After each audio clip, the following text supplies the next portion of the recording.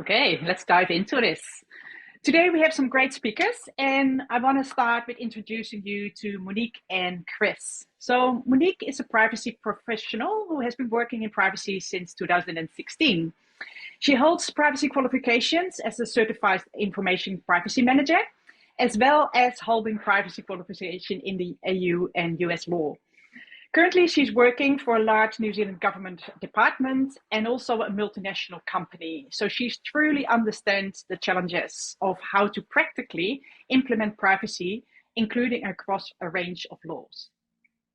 We also have Chris here, who is our head of engineering.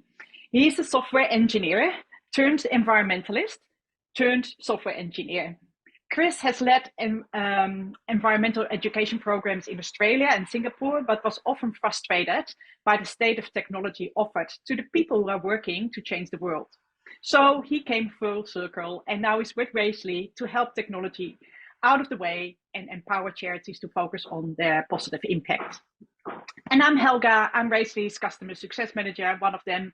In my last role, before joining Raisley, I worked for a large New Zealand charity where I got the pleasure to work with Monique on a privacy program of work. In my current role, I work closely with many of our customers, ensuring that they are making most of the platform. Just some housekeeping before we dive in. If you have any questions that pop up during the presentations, please chuck them into the Q&A. We have some time at the end of the webinar where we can address those, but just be mindful, it will be a little bit hard to go into really specific questions for your organization or your jurisdiction as well. So if we can't really answer your question, that's probably because of that reason. But yeah, you can always ask them and then we can see whether we are able to answer those. And just another reminder to everyone, we will be sharing the recording afterwards, so you can share that within your team and your wider organization later on as well. The team at Raisley and many of you as participants to this webinar and the customers we work with work and live on stolen land. And at Raisley, we are committed to the land rights, return of power and reconciliation of First Nation people. Today, all presenters, so Monique, Chris and myself, are all calling in from Aotearoa, New Zealand. So I'd like to specifically emphasize the unique role of Maori as tangata whenua. But let's now get started. Monique, what will we cover today? Hi everyone. Because we have a lot of people attending this seminar from a lot of different countries with different laws, we're going to cover mostly some pretty generic OECD privacy principles, but most of these are covered by national laws anyway. So we're going to give you some examples of how these principles play out in practice, sometimes in good ways, sometimes in not so good ways. We'll talk about security, such as what kinds of security measures Raisley has in place, what kinds of security measures you should put in place for your Raisley account, and in fact, any service that you use to store personal information. So let's dive right in. So the first principle is around collection limitation. But first of all, I want to take just a little moment to talk about what personal information is, as there can be quite a lot of misconceptions about this. Obviously, everyone knows that what we call direct identifiers like name, address, email, phone number, and any information associated with those is personal information. But indirect identifiers and any information associated with those can be generally personal information too. Things like customer number, IP address, cookie ID, donor number, because they're usually used to track something about an individual, both those things and the information associated with it is personal information. Information does not have to be particularly sensitive to be considered personal information. So the fact that I own a car isn't particularly important or sensitive, but it's still personal information about me. And lastly, in some jurisdictions, the US in particular, they say that information about an individual that's publicly available and obviously put out there by the individual, not stolen and dumped online, isn't considered personal information. But I would say that most international jurisdictions say that publicly available information is still personal information. I guess the whole point of this is to ask you to keep a really wide view around what personal information you might hold, not just in Raisley, while we're having this discussion. And so in getting back to the collection principle, the idea is that the collection of information should be limited, it should be lawful, it should be fair, and it should only occur with the knowledge and the consent of that individual where appropriate. So there's a lot of things to unpack in there. Probably the biggest issue that I encounter as a privacy professional is around data minimization. So what we find is that marketing wants all of the data all of the time, and we want you to have the information that you need some of the time. So there's always a tension, and how that plays out in practice kind of varies. I guess what I would say is to get around those issues, normally what I would say is where you want information that's not strictly speaking necessary, then make it voluntary and explain why you want it, and then some people will be happy to give it to you, some won't. Definitely think very hard about whether you need sensitive data. So sensitive data is a subset of personal information. And essentially it's information that if it was publicly released, it would cause, potentially cause quite a great deal of harm, such as criminal backgrounds, ethnicity, or even things like gender, if you're collecting diverse types of gender. So for example, a real life example, I was working with an organisation that was asking for a tick box about, do you have a criminal background? And they only needed it at the beginning of the relationship with that particular individual. And I said, well, surely there's a better way of dealing with that, because they had a face-to-face interview. That's the sort of thing you want to ask in person. And if you're not collecting it on a database, that's way better. So there can be workarounds. Just think hard about what you're collecting and storing. I guess the other point I want to make on this is around the individual should know and should ideally consent to you having their data. This is kind of where collecting personal data off third parties can be problematic. So buying databases, buying off data brokers. Generally speaking, a lot of laws require you to give a privacy notice if you're doing that, so that people are aware. But basically the idea is if you do collect information about somebody and it's not from them directly, then think hard about how can we tell those people in so that they know that to approach us to exercise their privacy rights. That's a really good point, Monique. I do think that access to donor lists and so on is sometimes that is being used in charities. So that's something to really think about. Technically, when someone makes a donation on a donation form, they need to provide a name and email address because we need the email address to send that receipt to them. But some charities also ask for telephone number, addresses, so they have different ways to contact this person later. What's your advice around that? I would always suggest making it clear when you're collecting personal information what is mandatory, what is optional, as well as why you want it. And, you know, I talked earlier about this gives people choice and control and helps build trust. So in the example on the left, you'll see that we've asked for an age range rather than a date of birth. A date of birth is a specific piece of identifiable information. And we'd say, if you don't need it, if you just need an age range, then only collect the age range. You'll see the example on the right also requires home address and phone number fields as mandatory, which isn't strictly speaking required for donations. So a good practice would be that instead of having all the fields that were mandatory, you'd remove the asterisks against the ones that weren't, and you'd maybe have a little information.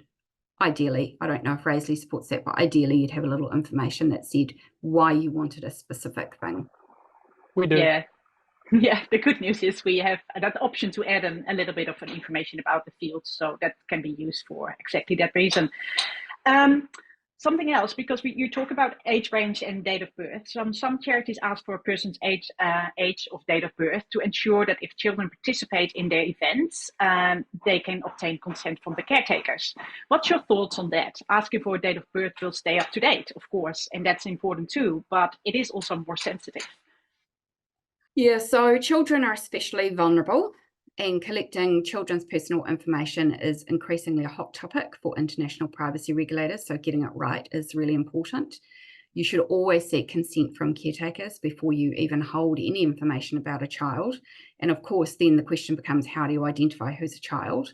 Ideally, you would just ask a question like you see when you enter the alcohol kind of websites where you go, they say, are you over the age of 18? Ideally, you'd ask a question like, are you under the age of 16 or 14 or whatever a child is in your jurisdiction? And then ask it every year, especially if you've got a fundraiser. Failing that, my preference would be to collect an age range rather than a specific date of birth, or a year, ideally even a year. The other point I would make is that if you don't get the consent of the caregiver, then you need to make sure you've got good practices in place to make sure that you delete that information promptly.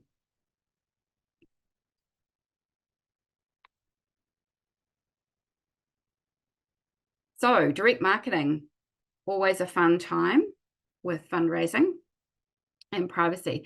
Direct marketing, I'm not going to get into the specific rules because each jurisdiction has very specific rules about how you can market directly to individuals. A privacy notice is usually not enough, and typically there may well be different rules for email, text, and telephone calls. But I do want to talk to consent. First of all, though, I want to talk to cookies. That's really not so much direct marketing, but it's worth mentioning that if you use cookies on your website and you're tracking people, then you really need to make sure you've got a proper cookie consent management solution implemented, because jurisdictions like New Zealand and I believe Australia just allow you to use cookies. But obviously, if you've got international visitors with your website, EU and UK require consent, Middle East requires consent, and then US, some states require opt-out. So it's really important that you pay attention to that and think about that if you haven't already. In terms of consent for direct marketing, it's good practice to ask for consent even if you don't legally have to. And that is always something that is a bit of a struggle with some fundraisers, because they typically don't want to ask for consent if they don't have to. And I understand that. I guess I'm saying that asking for consent is the best way, and it builds trust. And actually, you can use non-legalistic language to ask for consent. It will be good to have some examples of this, to show some examples. Yeah, so you see on the left-hand side, there's an unticked box, which is asking for consent. That's pretty commonly understood across most jurisdictions to be kind of what is required for consent. A pre-ticked box is not considered sufficient consent. And certainly on the right-hand side, you'll see that there's no box at all, which definitely wouldn't be considered consent. So just think about how you're presenting that information. You can, I don't know about Rosie, but usually if it's your website, you can use unique language and say, yes, I'd love to be kept informed about what you're up to supporting climate change, for example. What matters is that they indicate that they consent by a positive action doing something. Yeah, so the main point with that as well, not only providing a tick box, but have it unticked by default, and then that people have to opt in to receive that information. That's what you're saying. Sounds really clear to me. Data quality, this is something where usually we're fairly aligned with what the business is after. Everyone wants good data quality. OECD principle is that personal data should be relevant, should be accurate, and it should be up to date. And I guess the question that I would throw out there is, to attendees is, how often do you ask people in your database to update their information, and how often do you purge your lists? And I'll just ask Chris to talk to tools that Raisley has to help you with this. Thanks, Monique. Yeah, so Raisley, for all campaigns, they come with an account management section. So you can see we've put an example of that up in the slide. So that's for people if they want to, obviously manage their regular donations and things like that, and manage their password, but also it's a place that can be used to allow people to update their personal details as well.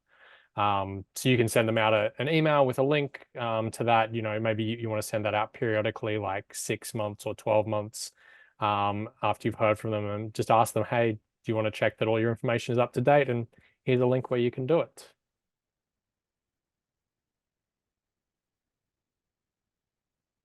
Okay, so trucking right along, purpose limitation, also called the transparency principle. You should be clear on what you're proposing to use data for when you collect it, and you should tell people about those purposes when you collect it. So hopefully that won't be a surprise to anyone. I'm not going to get into what your privacy policy should contain in the way of content. What I would say is what's important is that you actually know what's happening, and that is easier said than done. So are you talking across your organization to understand exactly what is being collected and stored and what it's being used for? So I guess that's probably all I want to say about that. Use limitation, it's sort of pretty closely aligned to purpose limitation. You should only use or share personal data for the purposes that you told people about when you collected it, and those that are compatible with those purposes.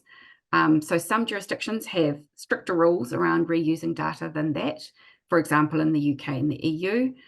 So this requires you to really think ahead before you start collecting information, to think about all the things that you might want to do with it before you start collecting it, and make sure you cover it off in your privacy notice and then your consents that you ask for. Usually the best way in practice of controlling the reuse of data is to lock the systems down that contain personal information, and train the people who have access to it extensively about what they should and shouldn't be doing with it.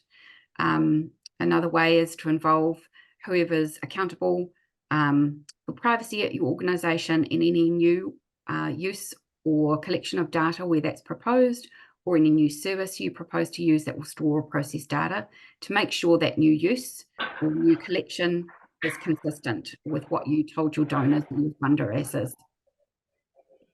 So pretty common sense.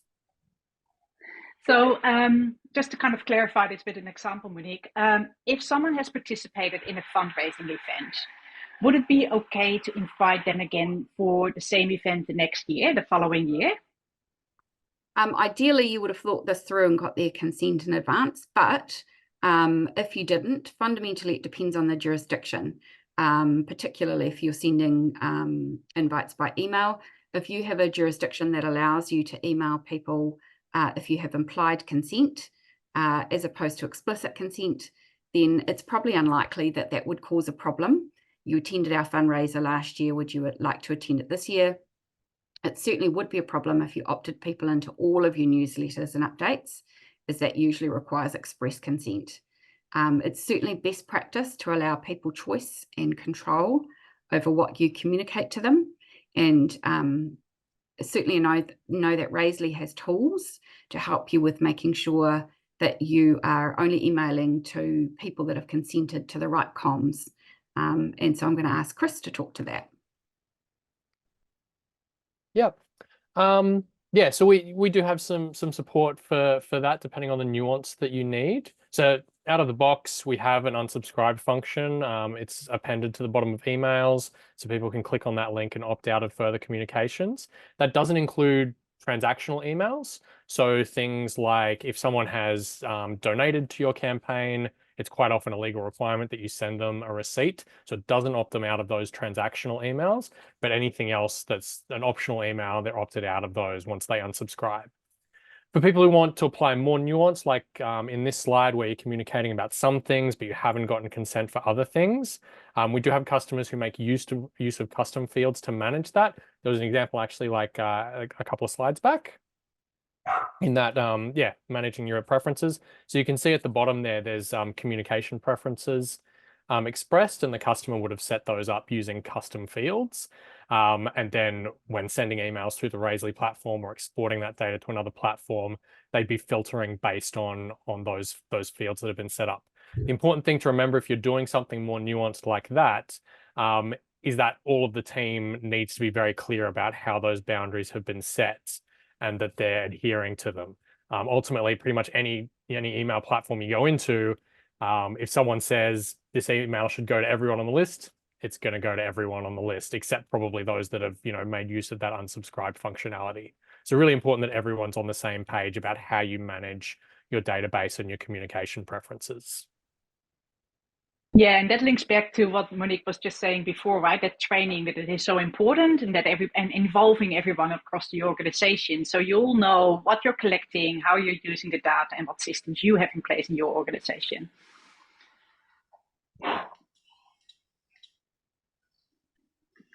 So, getting back to using data, some examples of really bad reuse of data. So, very publicly available examples. Facebook took phone numbers that they were using for two-factor authentication and told people were only for that, and then started using it for advertising purposes. Likewise, Google was found to have been scanning Gmail content in your emails to serve up advertising. So that's an example of where you've got a privacy breach and that information is being reused for incompatible purposes, but not a security breach because it doesn't go outside of the organization. So that's probably a good example of what the difference is between privacy and security. Speaking of security, let's dive into security for a little while. So it's actually so important to think about security when you're selecting a fundraising platform. Well, any IT system that stores information, I suppose. But since we are talking about fundraising here, I was referring to that. And not only when you have selected it, there was not that long ago a data breach in Australia, and we got quite a few emails from customers that was prompting them to have fresh eyes and look at the security of their systems, including Razely. So Chris, maybe you can dive into a little bit what Razely's responsibilities are in regards to, keeping the customer's data secure, but also what we do to help customers making the right choices and decisions. You're on mute, Chris. I do tech for a living. Thanks, Helga. Yeah, as you say, it's how your data is secured and like making sure that it's protected. That's that should be a part of the consideration of any tool that you're using. Of course, Razely, we take these responsibilities seriously. Some of the things that we're doing, for example, we're encrypting data in transit and at rest. Our staff devices are encrypted. We have annual training for staff on best practices. Hopefully these things are sounding fairly familiar to you as you're hopefully doing similar things at your organization. But then things that we go above on because we're a platform, we're training our engineers on security best practices. We've got automated testing in place to make sure that we're detecting insecure systems or misconfiguration issues. We're performing annual penetration testing. So that's where we hire professional security experts to try and break into our system and then give us recommendations on how it can be improved. And we do tabletop exercises as well. I hope you'll indulge me for just a minute sharing the endorsement from our most recent one. I'm really proud of the results that we got, and this is a whole team thing. The tabletop exercise doesn't just involve the engineers, but we had representatives from the customer success team as well. And if you're not familiar with it, a tabletop exercise is just you sit down the people who might be involved in responding to an incident and talk through like a hypothetical scenario.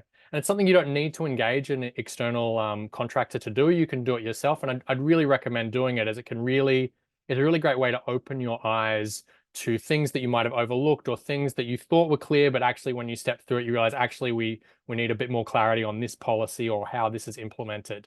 And so it just, it just takes, an hour to sit down with the people who are normally responsible for security and privacy at your organization and come up with a scenario. What if we got an email where someone said, hey, I think you've leaked some private data about me. How would you investigate it? What steps would you take? What things would you be doing to make sure that you're complying with all the regulations there?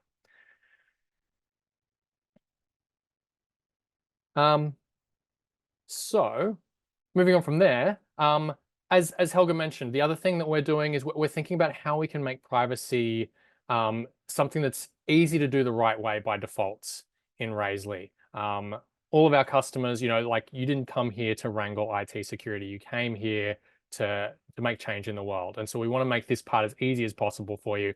It's part of design decisions that we make in the product. So for example, we have in the systems warnings for unusual public fields. When you're configuring a custom field, you can set it to private or you can set it to public. Sometimes people want to add custom public fields to like fundraising profiles to like, I don't know, like say like, what's your favorite animal or things like that. But if someone's collecting strange fields and making them publicly available, so in the example you here, as Monique has shared, hopefully you're not collecting that data at all because it's that can be really sensitive. But if you've created a custom field that matches certain keywords and you've made it public, Raisley will actually flag a warning to you and suggest that you correct that so that you're maintaining good security practices. That's a really good example, Chris. So outside of things that Raisley guides its customers on, are there things charities can do when they use Raisley or any platform for that matter to improve security? Yeah, yeah, and I'll get into some tips, and I guess the starting point for those tips is maybe like some awkward questions. So maybe marketing team will disagree with me, but I think it's important and better to get asked awkward questions when you're on a webinar rather than when you're in facing a critical situation when a worst case scenario hits.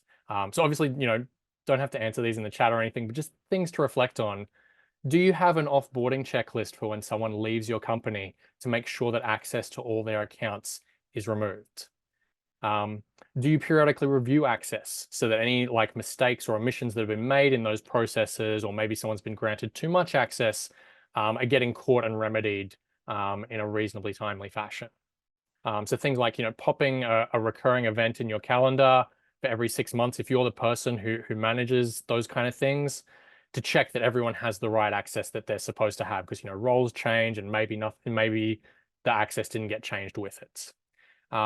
This is about planning for worst case scenarios, right? Like if you have a worst case scenario at your organization, you want to be able to show, yeah, we did all the right steps. We did everything we could. We've got a process for offboarding people to make sure that excess permissions are revoked once they change role or leave their role. Yeah, and I know that this is a real issue because sometimes I come across accounts and they still grant access to the Raisley platform to people who I know have left that organization. And if I see it, I would point that out, of course, to the customer to just have a double check on their teammates. But so, and hot tips that I want to give to everyone in this webinar: immediately after we finish, log into Raisley, check your teammates, and just see what their permissions levels are, and if there are people in there that actually shouldn't have access to Raisley anymore at all. So yeah, if you take one thing away, just do that straight away after the webinar. Thanks, Helga. It's a really good takeaway. Other things, as I mentioned earlier, are you doing an annual training on security best practices? So things like if you get an email, don't click on the links, log in separately and enter your password from typing in the URL instead. And another one, maybe this one isn't an awkward question, it's just one that like is kind of a blind spot for us. Does your team know how and why to choose good passwords? Because knowing how to use passwords is kind of like, I find it's assumed knowledge. We all think that everyone learnt it some time ago, but quite often we've never really sort of, no one's talked to us about why do we need a password and what's it protecting, and how do you choose a good one.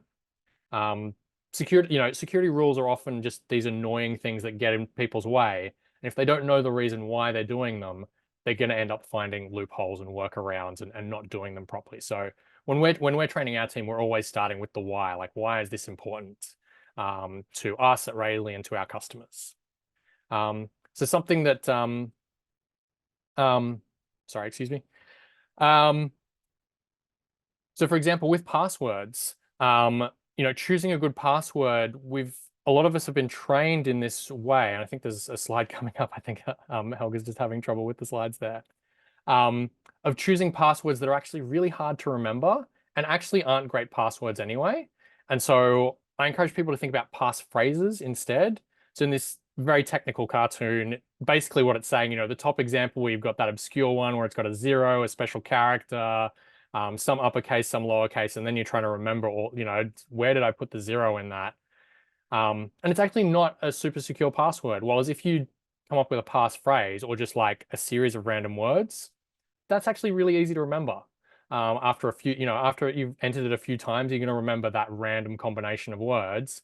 And it's actually a longer password than the first one, so it's harder.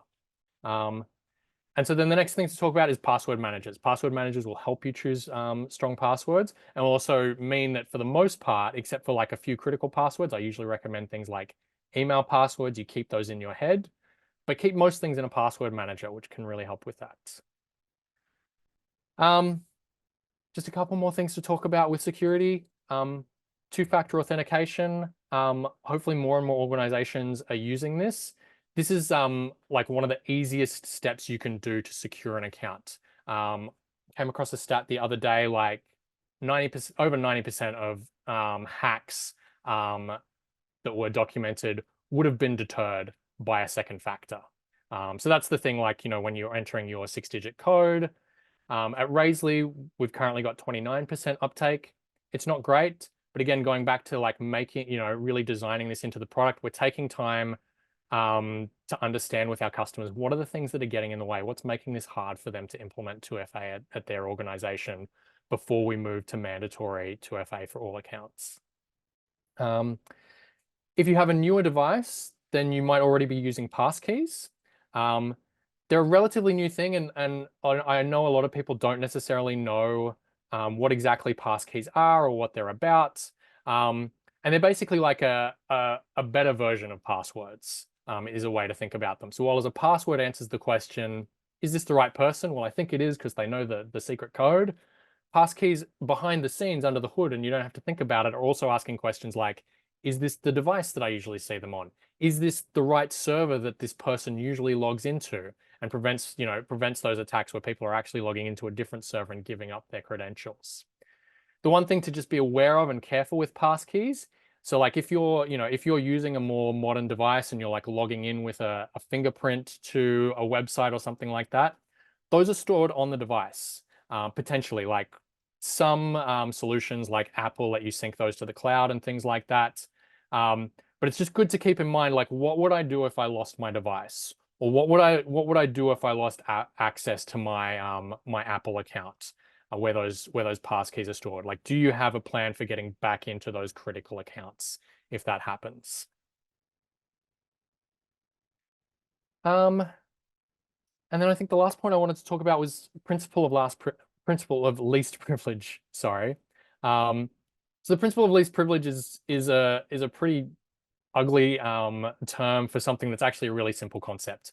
Give people access only to the things that they need to do their work.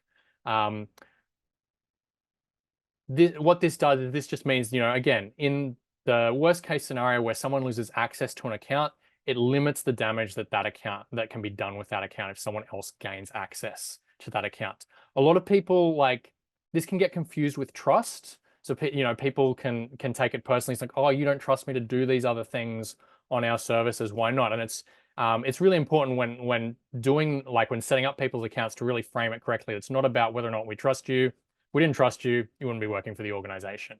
But we don't trust the people who are trying to gain access to your account. And so we want to limit the damage that can be done if that account gets into the wrong hands. This is a sneak preview here of some work we've been doing. It's not released yet, but should be coming out in about 2 to 3 weeks. We're doing some updates to how roles are allocated in Rayleigh to make it easier for you to make that decision about, like, what is the appropriate role for this person that I'm granting access to or changing their access to. So you can see there, what does this give them access to? What does this not give them access to? And so hopefully this will help all of you, if you're a Raisely customer, to make good decisions about what roles your team needs. I really like the way you phrased that, Chris. So it's not about, do I trust my colleague or workmate? It's about, do I trust the hacker? And of course, we don't trust the hacker. So it's cool. And I hope that more people will take some time to assign the right permission levels to the roles in Raisely, because granting access to everything is including all the personal information that is stored in that as well. So yeah, that's important to keep in mind. And also granting access to then grant access to others as well. So like in bad cases, we do see that where an account has been granted access to everything, including like the access to create other accounts. And so someone's gotten access to it and created accounts for other people, which makes it potentially harder to notice that something weird is going on with your account.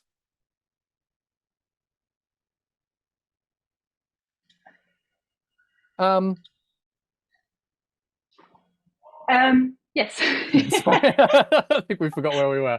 But I think it's over to you, Helga. Yeah, so we are always interested in hearing from our customers. As you know, I always ask for feedback. Do you have any new features we should implement and things like that?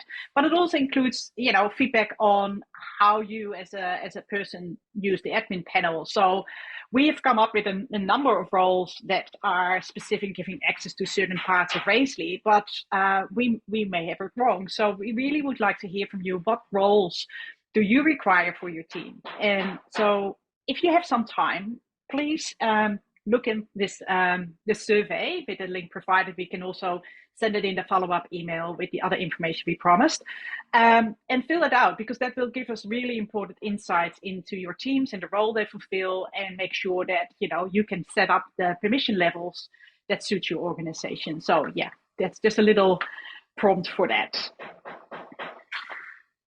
Thank you, Helga. I'm just going to paste that into that link into the chat so everyone has access to it. One last thing before we move on. The other thing is just to think about exporting data. So often we need to move data from one platform to another. Again, coming back to principle of least privilege, who has access to do that in your organization? You probably don't want everyone to be able to like export your full CRM list. And then where is it going when it moves on? So usually, we'll download it into our downloads folder, we'll upload it to another platform. Hopefully you've done the same checks about, that platform and making sure that it's secure and it's locked down to the right people. But also remembering to empty that downloads folder once you've finished, so that you don't have a whole lot of personally identifiable information sitting in your downloads folder. Or even better, if you don't need that information, make sure you limit the report to that. So in Raisely and in most platforms, you can choose, which columns you need to export or which custom fields. If you're exporting a list for people who are doing call center work or telemarketing kind of work, do they really need to know the person's mailing address, for example? Take that out of the export before exporting it into the other platform. Yeah, really good tips. Thanks, Chris. It is, all about that minimizing risk as well, right? Because if you happen to have downloaded that report and you happen to leave your laptop at the cafe where you were buying a coffee, you're exposing people to less information when something goes wrong. So always keep in mind, it's like how every step you can minimize that risk. That's a lot to cover around and to take in around security, but we're not done yet this webinar. There's more on privacy as well. So let's go back to Monique, because I think oops, sorry, that was my door. I believe you have a few more principles to cover as well. That's right, Helga. Only 2 or 3 more, I think. So the next one is about openness, and this is just having a general policy of openness about your organization's privacy practices and policies. It requires you to be able to be open about those privacy practices and policies, to actually know what personal data you have, where it's stored, what you use it for, etc. And this is usually much more complex than you think. If no one is kind of asking a whole lot of questions and kind of recording it, then we tend to make a lot of assumptions about what is the case. So I guess I'm signaling that just kind of assuming that you know is a bad idea. It's a whole project in itself, but doing data mapping where you ask questions across the business is a really, really fundamental point. You should also, obviously, we talked about this earlier, be able to explain what you use personal data for, and that means across all of the business. So this is generally easier for small organizations than large ones, but it's just a general principle of you should be open about what you're doing. Rights of access and correction. This is a principle, but actually individuals in most jurisdictions have this as a legal right. So the idea is that you have the right as an individual to obtain a copy of your own personal data, and usually if there's a legal right within a prescribed period of time. That is easy said and done as a principle, but do you know where all the personal data relating to a person is, which goes back to what I was just talking about before. Also, individuals will be able to challenge if you've got data that they don't think you should have, and have it erased if you shouldn't have it, or corrected or completed. Again, if you're encouraging people to update their personal information regularly, then it's unlikely you're going to need to do a lot of correction requests. So Monique, yeah, sorry, I just want to ask that question. There's so many different principles that you have to take into account, but who is actually accountable for making sure you comply with your local privacy legislation? Well, your organisation is, and that sounds easier. It sounds like it would be an easy thing to do, but it's actually not in practice. And I guess my first challenge to you would be, is there someone who is accountable, as in formally accountable, part of their job description for privacy at your organisation? Do you have a privacy officer? If you don't have either of those things, then my experience is that no one's worrying enough about privacy. Each person who's a dedicated individual might be worrying about privacy in their sphere, but no one's paying attention to it from an organisation perspective, which is super important.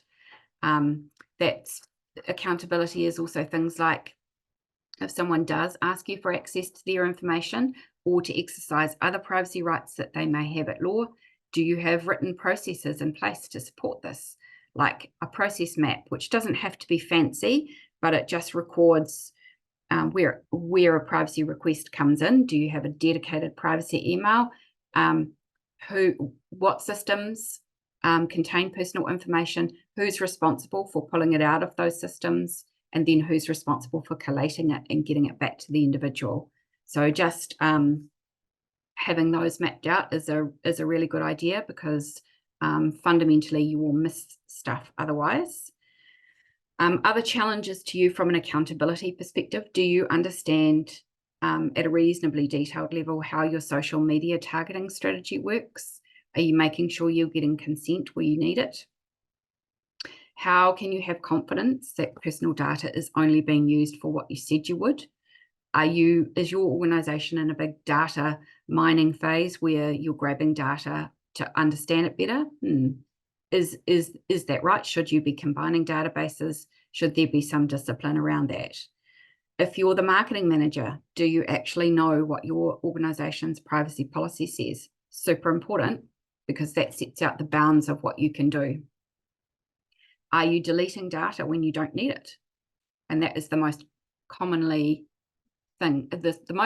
thing that's not done, in my view. Agreeing on retention periods, deleting at the end of them, very hard to do well, but it's required by most jurisdictions. Are your systems even capable of deleting information if you want it? So that's the end of the privacy principles. A lot to take in, Monique. Thank you so much for sharing all that insights. And I'm sure that a lot of people will go away with quite a few things to go back into the organization and review what they have in place. To make that easier, we will again share the recording of this, but we'll also do a write-up, so you have like a handy guide with some things that you can just use as a guide again to do all these things in your organization, but that will come later. We still have a few minutes, and I would love to spend some time going through some questions. So if you haven't already, please use this time to pop up your question in the Q&A. We don't have time to scroll through the chat because people use it for chatting during the webinar. And the Q&A is a little bit more organized for us to follow. So I noticed some questions in there already, so feel free to add a few more. Yes, I can just already pick up the first question. This is a question for Monique. It's relating to privacy. Nadine is asking, are we meeting our requirements when we send an email to our supporters that to ask them to update the details, even if people choose not to do so? Yep, absolutely. Basically, the requirement is if I come to you and say, I want this information corrected, if it's something like email address, phone number, that's a no-brainer and you should just correct it at their request. If it's something like a name, you'd probably want to ask for some evidence to support the name change. But fundamentally, the update your details is really being proactive and getting ahead of people asking for that. So really, it's just a good practice thing rather than a legal requirement. Thanks for that. I've got a question here asking about, a situation specific to legislation. So I'm going to rephrase that question slightly to make sure it's applicable to all the participants. It's around the ticking, unticking of the, I want to be kept informed about your organization. And it's a really tricky one. So why is having a pre-tick box in lots of jurisdictions not sufficient? Can you go through that again? Definitely. So this has probably been led by the EU, which has been the privacy leader. You'll all be aware of the EU law on privacy, which is GDPR. Basically, the EU regulators took a very early stance on this and said that consent has to be a positive action indicating consent. So they have always been clear that having a pre-ticked box is completely insufficient. Take your point that unticking it is also insufficient, but I guess the idea is that you implement privacy by default. So in other words, I don't have to opt out of something to retain my privacy. That is a given, and then I opt in if I'm going to receive, some communications. So that's fundamentally why, and pretty much most regulators have followed suit. So that's kind of how it's evolved. Yeah, that's a really good explanation. Thank you, Monique. I've got a question for Chris. Can you maybe, and I don't know if you are expert on this topic, but we can try. Do you know some pros and cons of letting Google remember your passwords?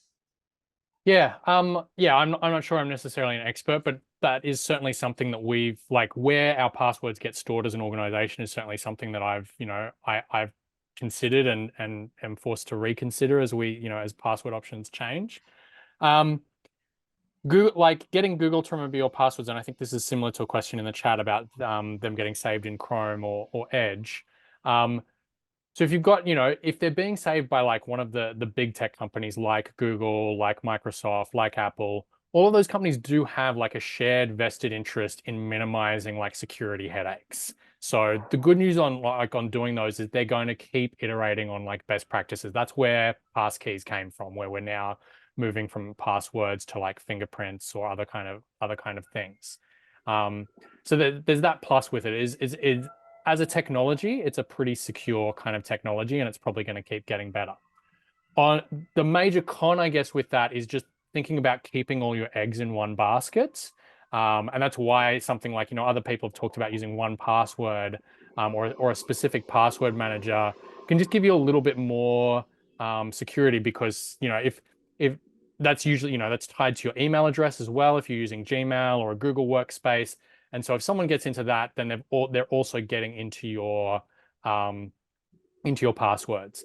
And so that's why for me personally, we've chosen to kind of separate those two things out so that passwords are like, because they're such a critical thing, they're stored separately. Email accounts are still really valuable, right? Like if you haven't got 2FA set up, but hopefully you do, someone can use your email account to get a password reset on other services and get into them that way.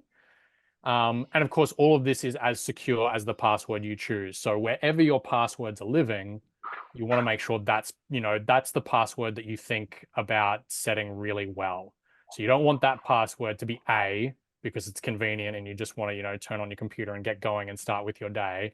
That's the password that you really need to give some thought to, so that it's securing those credentials. I hope that's a helpful answer. I think I've covered the main considerations with that. Thanks, Chris. Got another one for you. And this is more probably just checking with you to what extent we can offer some guidance here. Someone is asking some suggestions on how to go about a tabletop exercise. And I'm really, really pleased that people are asking about that because, yes, it is a very good idea. Would that be something that we can, come up with a couple of scenarios and then how to go about this thing? Or is that a little bit too much for us to provide? Yeah, I mean, it's a bit too much in 7 minutes. No, just yeah. afterwards. Yeah. No, like, yeah, I'm really glad someone's asked about this. And yeah, I think that's something that we could look at doing, like providing a blog post about like some best practices about how to run your own tabletop exercise. As I said, when we did it, we engaged a contractor who ran that tabletop exercise for us. But and that, there's obviously a cost associated with that not everyone can afford. But I don't think that's necessary. In fact, we've decided that we're going to do it we're now going to do it annually with the contractor, but also at the 6-month mark between those, we're planning on running our own internal one that we run ourselves. The advantage of the internal one is we know our processes better. And we also, if we're honest, we know our weak points too. And so we can interrogate those a little bit more specifically when we run the tabletop exercise ourselves. So I would definitely encourage you to not shy away from running it yourself. And yeah, I'd love to provide like a little bit more guidance on that in a blog post about what kind of questions you can ask yourselves when you're doing that. I guess the very generic like 1-minute answer is just like think about like what's the information that you keep. And that's probably the question that you keep asking yourself as you run the tabletop exercise. Like, okay, what happens next? What would I do next in this scenario? What would an adversary do next in this scenario? Like if it's, a hacker who's gained access to our systems, if it's, if some information has leaked publicly and some activists who are opposed to our work got hold of that information, just keep asking yourself, like, what happens next? What would a sneaky person do with this? Love asking those questions, being the person, poking. But it also really relates back to what Monique was saying about that openness principle as well. Just kind of reviewing, knowing what policies you have, knowing what your processes are, and not just for your work area, but as a whole of organization and that end-to-end view of it as well. So those are really linked together. Just doing that exercise, making sure you have it in place, but then also interrogating that on a regular basis to see if it's still up to scratch and fit for purpose. I've got a question here, and I'm going to rephrase that again as well, because I think a lot of people will struggle with this. So obviously, lots of people have different systems to hold their information and different ways to engage with their supporters, but also their clients and other areas, other people that they touch as part of their work. And they may use MailChimp for some messages, but then also use Razorly for some others. And then you have a CRM where the communication preferences are also stored. And how do you ensure that when they unsubscribe here, that it's flowing through to others? And I'm not sure if we can straight away answer that question, but Chris and Monique, I'm opening this up. Do you have some suggestions of how to go about that? I do. I think the only way you can really effectively manage it is via a consent preference tool that talks to all of your systems. Now, I acknowledge we're in the not-for-profit sector and that that's an expensive solution. But otherwise, from my perspective, I think there would have to be manual workarounds. I don't know if you've got a different view, Chris. Yeah, it is tricky. Excuse me. I think probably the main two things are just bit like making sure, like, again, like it comes back to like staff and volunteers all being on the same page. And so like do you need to document that somewhere, like, these are the tools that we use, so that everyone's aware, or like, keep surfacing that in conversations amongst your team. Whatever practice works best for you, like, first of all, just making sure everyone knows what platforms you're using. In some nonprofits that I've volunteered with, what we've done there, because we haven't been large enough to kind of use a consent management tool. The best solution is to limit your tools that you're using, so that you don't have to manage it in multiple places. Of course, one is the simplest. If you can't do that, think about nominating one of those tools as the central source of truth. So which one is when it comes to like who's on your mailing list, which tool has the most correct data, which includes their communication preferences. Nominate that tool, and then see if you can, add processes that make sure all the other tools respect what that tool says. That might be with integrations. So maybe think about using tools like Zapier, although Zapier, unfortunately, is also getting expensive for charities to use. But Zapier is a tool that lets you connect other tools to each other and like eases that process of integrations when integration doesn't work automatically between tools. But yeah, otherwise, like as the person who asked the question, I think, has said, is if at the end of the day, you haven't really got integration between the tools, someone's going to have to do like a monthly dump from the primary tool and export that information into the other tools to make sure that they're in sync. Yeah, or do that making sure you do that also just before you do a large mail out as well, I suppose. Yeah, and have good processes in place for that. Yeah, absolutely. Great tips, Tim. Chris? Again, it probably comes back to, sorry to carry on a bit, like, when you're evaluating the tools that you want to use, think about what other tools you're using, and are they going to talk to each other? Yes, sounds good. Sorry, I was just slightly distracted as well because there was a question about integrations, but that's maybe we can answer that later. At the moment, we don't have plans to expand on direct integrations with other systems, but we do recommend using our open API and using tools like Zapier to assist you with that. Final practical thing. An easy way for people to answer. Oh, sorry, Chris. I was just going to jump in there. It's always worth asking. Like the only way that we know that people need those integrations is when they ask. So when you send a request through to support and saying, "Hey, do you integrate with such and such?" We do take note of that, and that does drive how we prioritize what integrations we build. So yeah, I just like, I wish we had time to support them all, because I love the work that you do and I want to support you to, to do your best work. But we have a certain amount of time, and so we have to prioritize the tools that we can support. Yeah. Just one final quick question. An easy way for people to unsubscribe from SMS. And that's often something, say, replying with stop. That will stop SMS come through. So that's a quick one to answer. All right, that's also the end of the questions and answers session, and we are right on the dot, midday here in Aotearoa, New Zealand, different times across the world.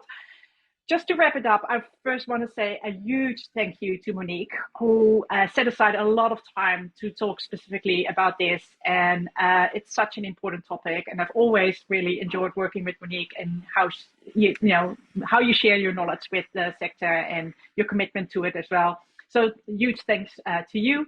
Chris, always great to hear. I always learn if you are sharing stuff, and that's an attitude we all want to adopt, of course. Be open to learn, be open to be questioned. Don't take it personally. It's not about trust of the person or your colleagues. It's about making sure that you, as a guardian of people's information, do the best thing in regards, so that they can keep trusting you as an organization. We will be sending the recording. I promised a blog post with some practical guidance. Chris will help with the tabletop example exercise that you may want to run through. If you have any questions, please send them through to support@raisely.com.